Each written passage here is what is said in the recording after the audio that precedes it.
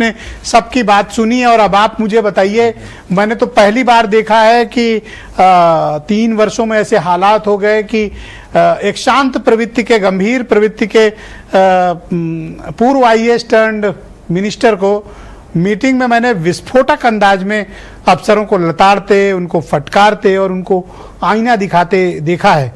ऐसे हालात कैसे उत्पन्न हो गए कि मिनिस्टर की बात उनके डिपार्टमेंट में नहीं सुनी जा रही और चीफ मिनिस्टर को सीधे इंटरवीन करना पड़ रहा है? क्या ये आईएएस अधिकारी वाकई में बेलगाम हो गए?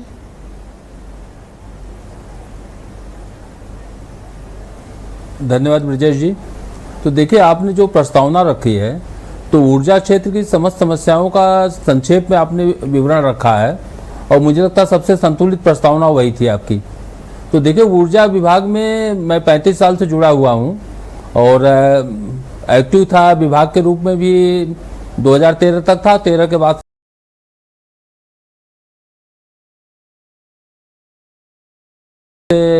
मैं राजनीति में, लेकिन ऊर्जा से संबंध रहा है।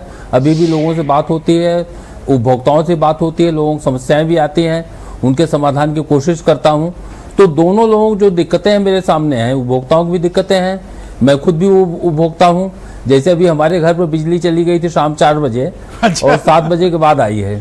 चलो, बीच में मैं हजरतगंज में था, वहां पर बिजली गायब थी जी। तो मैं वहां पहुंचा, लाइब्रेरी में बैठा था नवचेतना केंद्र में, तो वहां पे मैं पहुंचा तो वहां सेक्रेटरी, तो उन्होंने बताया कि अभी बिजली आई है। तो देखिए, बिजली में ये राजधानी लखनऊ हजरतगंज की बात बता रहे हो? उपलब्धता का इशू था हजरतगंज में। हाँ, नहीं, आज हजरतगंज में नवचेतना केंद्र में एक लाइब्रेरी है, आचार्य नरेंद्र देव लाइब्रेरी। अरे बड़ी फेमस। तो शाम को मैं या तो विधानसभा की लाइब्रेरी में बैठता हूँ या उस लाइब्रेरी में बैठता हूँ। हाँ, तो उन दो में से किसी लाइब्रेरी में बैठता हूँ। तो शाम को मैं गया तो वहाँ सेक्रेटरी अरुण कुमार जी हैं, तो उन्होंने बताया पांडे जी आप आ रहे हैं, अभी बिजली भी आ रही है। अभी तक नहीं थी वहां पर भी।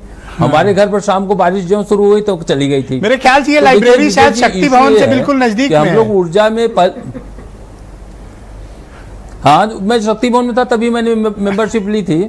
तो एकदम अभी 2 में किसी एक लाइब्रेरी शाम को बैठता हूँ मैं 4 से 6। हाँ, तो 4 से 6 या तो उसमें बैठता हूँ। तो बताइए कि ये मिनिस्टर और आईएएस अधिकारियों के बीच ये क्या चल रहा है कि धमकाने चमकाने तक बात चली गई? राष्ट्रपति भवन, पीएमओ दिल्ली लखनऊ तक ठीक कर दूंगा। जो संकट है कि शुरू में बिजली की समस्या थी, वो समाधान हो गया। बिजली आज पर्याप्त उपलब्ध है, बल्कि कई बार सरप्लस है। जैसे आपका पनकी पावर प्लांट चला है, लेकिन उसको बिजली की जरूरत नहीं है, इतनी ज़्यादा बिजली हमारे पास है। लेकिन समस्या ये है कि हम बिजली को रिलायबल तरीके से लोगों को दे नहीं पा रहे हैं।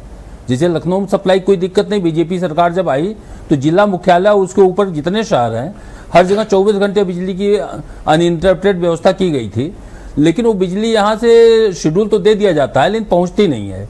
इसी तरह से तहसील मुख्यालय आज छोटे शहरों के लिए 21-22 घंटे का है, गांव के लिए 18 घंटे का है। सर, मुझे थोड़ा ये इनलाइटन करिए। मैं तो सबसे पूछ चुका हूं और ये संतोषजनक जवाब नहीं कि मिनिस्टर और आईएएस अफसरों के बीच क्या चल रहा है।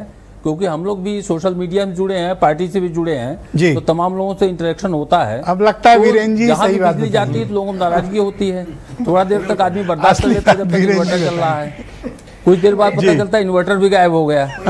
तो इन्वर्टर जब गायब हो गया, जैसे हम लोगों का बिजली जाती है तो मैं फोन करता हूँ तो पूछता हूँ भाई कितना देर लगेगा। चलो, आप तो लाइब्रेरी में टाइम काट लेते हो, हमारे दोस्त राघवेंद्र जी समोसा खा के टाइम काटते हैं, हम लोग क्या करें? इशू है।